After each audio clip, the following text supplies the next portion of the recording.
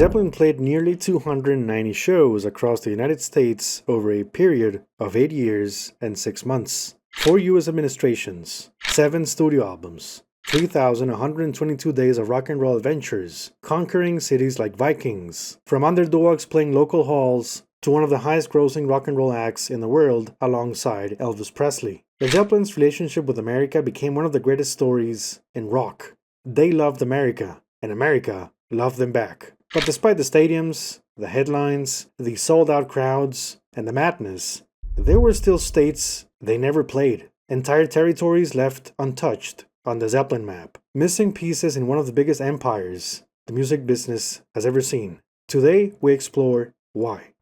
The band's touring business changed through the years, helping explain their venue choices. In 1968 and 1969, everything was handled through local promoters and festival appearances. Led Zeppelin played wherever they had the chance to steal the thunder, which contributed to many first-time visits to a lot of cities. This laid massive foundations for word-of-mouth publicity as promoters quickly realized American rock fans couldn't go back to their normal lives after witnessing Led Zeppelin's raw power. The effect was summed up perfectly at the Fillmore East, where crowds called Zeppelin back while headliners Iron Butterfly tried to close their set. From 1970 through 73, Led Zeppelin partnered with Concerts East and Concerts West to establish a growing dominance in bigger and better venues, gradually moving away from clubs and festivals. This business structure eased the headaches of dealing only with local promotion. Tables had turned. Concert offers now had to be serious. Worrying about attendance numbers stopped being Zeppelin's problem. They would get paid no matter what, unless someone stole $200,000 from the safe deposit box. All this pushed manager Peter Grant's vision of securing a much higher percentage of ticket sales. That move gave Zeppelin actual leverage in the concert business, at a time where many bands had little to no say in these matters. I personally think this is one of the reasons many critics hated them. Then came 1975. American impresario Jerry Weintraub stepped into a more prominent role with Led Zeppelin as one of his exclusive clients. Mr. Weintraub was like a magician. He co-founded Concerts West and knew the business inside out after years of working with Elvis Presley and Frank Sinatra. Led Zeppelin's 1975 US tour became a major arena event that only the highest bidders could secure in their respective cities. By 1977, the band embarked on their biggest American tour yet, coming shortly after the release of their cult classic concert film, The Song Remains the Same, which grossed an estimated $10 million worldwide, allegedly. Jerry Weintraub was back, and everybody wanted a piece of what felt like a comeback tour.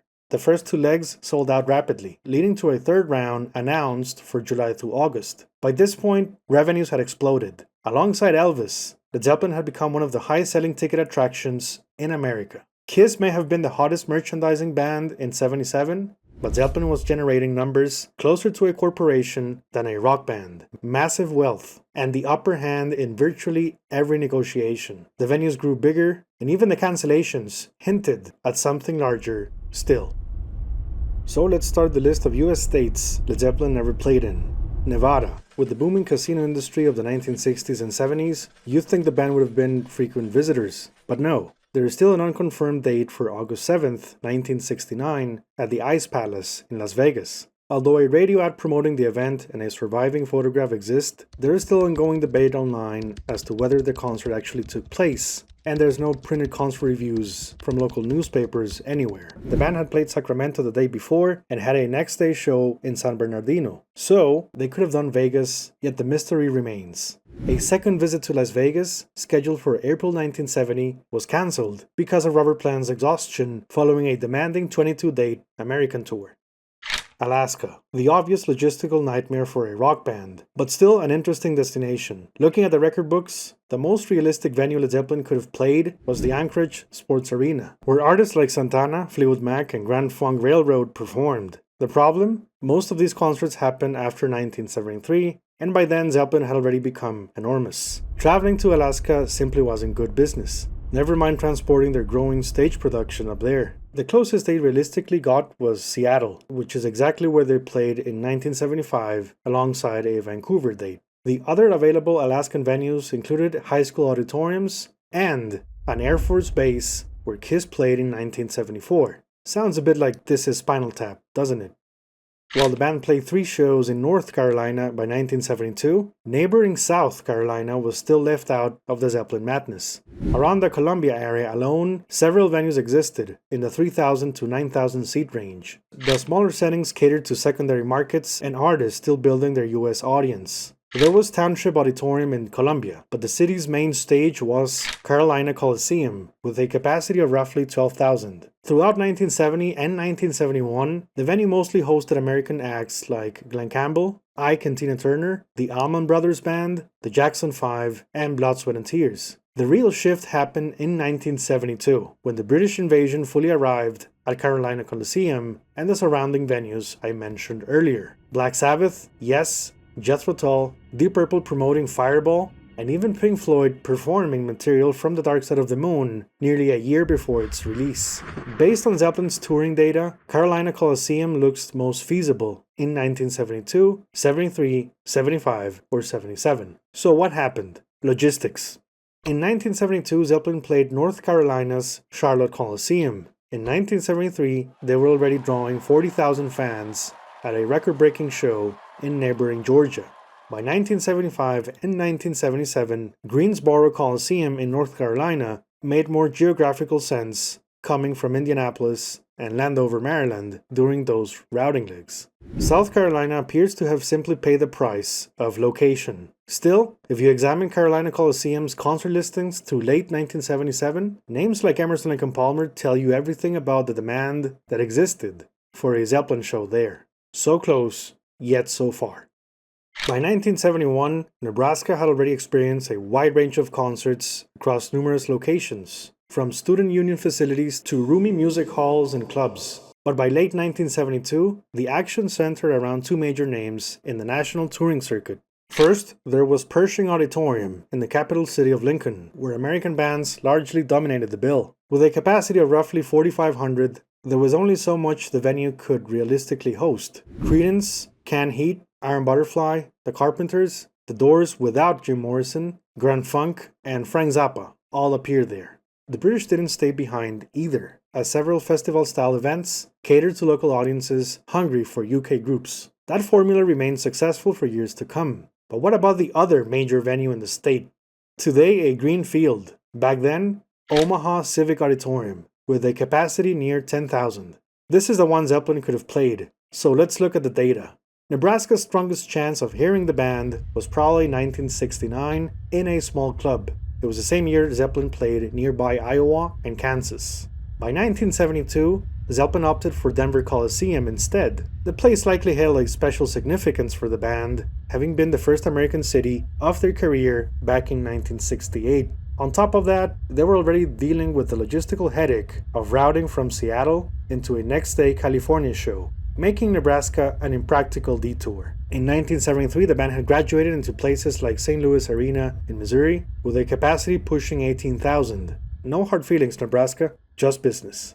In 1975, Zeppelin opened their American tour in the 17,000 capacity Bloomington, Minnesota market, while basing hotel operations out of Chicago using their private passenger jet, eliminating any real need for a local stop. By 1977, the routing logic had barely changed. 2 Minnesota dates, 1 stop at St. Louis Arena, then straight back toward the larger established markets. Nebraska simply fell to the growing gap between secondary markets and Zeppelin's growing arena empire. But Robert Plant's solo band finally played Omaha in 1988.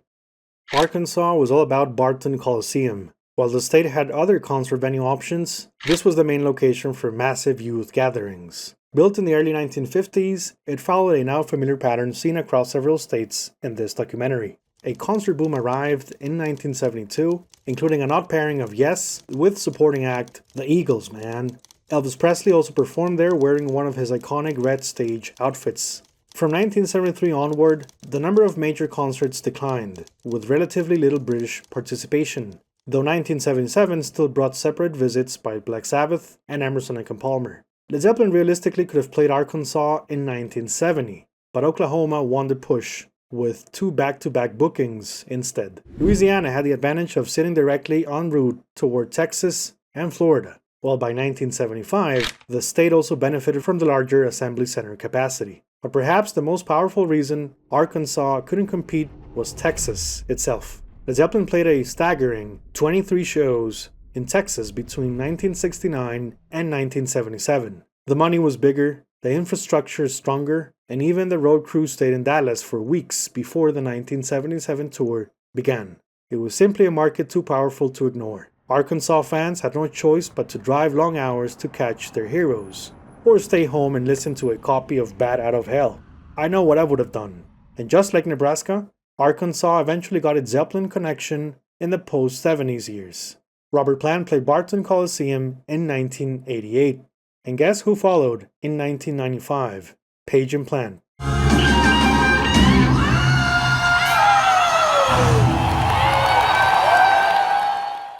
Mississippi had an interesting situation in which no Zeppelin was almost nobody's fault, but timing itself. You see, the state's main venue was really the Mississippi Coliseum with a capacity of roughly 6,500. In 1969, Zeppelin was still building a fan base, making the venue arguably too large for a risky first booking, especially since the Coliseum didn't seem heavily focused on multi-group rock bills at the time. By 1973, the situation had completely flipped. Zeppelin had become far too lucrative, with stronger offers coming from the neighboring Louisiana and Alabama instead. Mississippi simply got caught in the middle of Zeppelin's explosive growth. The state got a modern 10,000-seat arena a bit too late when the Tupelo Coliseum opened in 1993. But in a strange twist of history, Page and Plant played there just 5 years later. Maine had a very obvious problem, or should I say, the main issue. Yes, I had to go with the location pun, sorry. Montreal sat in extremely close proximity, and as you know, that was a must-stop for nearly every classic rock band of the era. Maine constantly battled Boston and New York City for major bookings, with NYC usually serving as the farewell stop before many British groups boarded a plane back home to England. Bangor Auditorium had a capacity of roughly 5,900 seats, and hosted names like Alice Cooper and Chicago in 1972. But Maine's hidden strength was actually the college circuit. From the Mothers of Invention to Mahavishnu Orchestra, the state offered room for deeper musical cuts and younger crowds happy to indulge in hairball-assisted music appreciation, allegedly. The 6,000-seat Augusta Civic Center opened in 1973, but by then Led Zeppelin's tours were already selling out massive markets. Maine simply couldn't rival 3 nights at Madison Square Garden. Then came 1977 and the construction of the Cumberland County Civic Center, with a capacity near 9,500 fans. Still, too small for Zeppelin's most ambitious American tour, now reaching 6 nights at Madison Square Garden. Ironically, Jimmy Page played Cumberland during his 1988 solo tour, while Robert Plant followed in 1990. Almost Led Zeppelin. Vermont faced some of the same concert problems as Maine, but in a very different way. Instead of large civic centers, the state mostly relied on university auditoriums and smaller cultural venues. But that wasn't necessarily a bad thing, because the artist selection remained surprisingly impressive. King Crimson played their very first American show in Vermont back in 1969. You could catch Fragile Era Yes one night, Ry Cooder the next, followed by Maria Muldaur. Aerosmith played a venue called the Savage Beast in 1971. Meanwhile, Led Zeppelin was already doing 2 nights at the Forum. Perspective changes everything, right? Idaho simply couldn't compete with neighboring Washington, where Led Zeppelin played 12 shows between 1968 and 1977. Add 3 more in nearby Portland, Oregon, and the Northwest routing picture becomes very clear. Just like Maine and Vermont, Idaho functioned primarily as a college touring circuit. While the state did have venues like Expo Idaho, where major acts gathered throughout the 70s, the long list of performers leaned heavily toward folk music, country, jazz fusion, and American touring bands. The infrastructure for massive arena rock spectacles wasn't there. Boise State University's BSU Pavilion finally opened in 1982, and in another strange post-Zeppelin twist, Page and Plant performed there in October 1995. Montana suffered from many of the same problems as Idaho and Maine, but still supported a healthy mix of college and civic center concerts. Upcoming acts like Rush and REO Speedwagon played there alongside veteran groups like the Hollies during their latter touring years. Most of their larger bookings rotated between 2 main venues, throughout 1969 to 1977. But once again, nearly all the major touring traffic leaned heavily American. Seattle's enormous drawing power absorbed many of the visually spectacular arena acts Montana simply couldn't compete for. The state got the Guess Who in 1973, Seals and Crofts in 1975, and America in 1977. Nothing wrong with them, of course, but just look at how cool Page and Plant looked on stage. Now on to Wyoming. Yeah, see Idaho, Maine, and Vermont. The pattern repeats itself. One of the biggest rock bands to play there during the 70s was REO Speedwagon. Meanwhile, nearby Denver remained a far stronger and much more profitable market for Led Zeppelin. Sometimes the explanation really is that simple.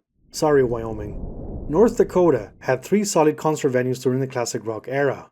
Minot Municipal Auditorium, UND Fieldhouse, and perhaps the most important, Bismarck Civic Center. Like I mentioned earlier, Led Zeppelin realistically could have played here during the chaotic 1969 touring schedule, but neighboring Minnesota won the push with a 1,400 capacity theater they knew they could fill, a booking that eventually evolved into a long-standing relationship with the state through 1977. By the mid-1970s, North Dakota's concert offerings included The Carpenters, Black Oak, Arkansas, Johnny Cash, and our dear friends, REO Speedwagon. By 1977, the state even welcomed Kiss and Rush, but it still remained a relatively small market until the Fargo Dome opened in 1992. And of course, Page and Plant eventually played there in 1998. South Dakota mirrored its northern brother. The state had the 7,500 capacity Sioux Falls Arena, where Elvis Presley performed twice. Yet the real concert opportunity arrived with the construction of Rushmore Plaza Civic Center. With room for roughly 10,000 fans, it was finally a serious contender. The problem? The arena opened on June 21st, 1977, just as Led Zeppelin began the first of 6 nights at the LA Forum. Even if South Dakota had wanted to book them, the third leg of the tour had already been mapped out months in advance. There was simply no competing with markets like Oakland Coliseum or Louisiana's Superdome. Oddly enough, Robert Plant finally performed at Rushmore Plaza in 1990 during the Manic Nirvana tour. And now on to our final destination, Delaware. The reality was the state had no big rock and roll infrastructure. Zeppelin was practically limited to Delaware's borders, surrounded by premier rock and roll magnates like Philadelphia, Baltimore, and Landover. Still, Delaware had its moments. King Crimson performed at the State Armory in February 1972. And yes, you can actually buy that recording today through DGM Live. I hope you enjoyed this episode. Thank you very much for watching. Bye bye.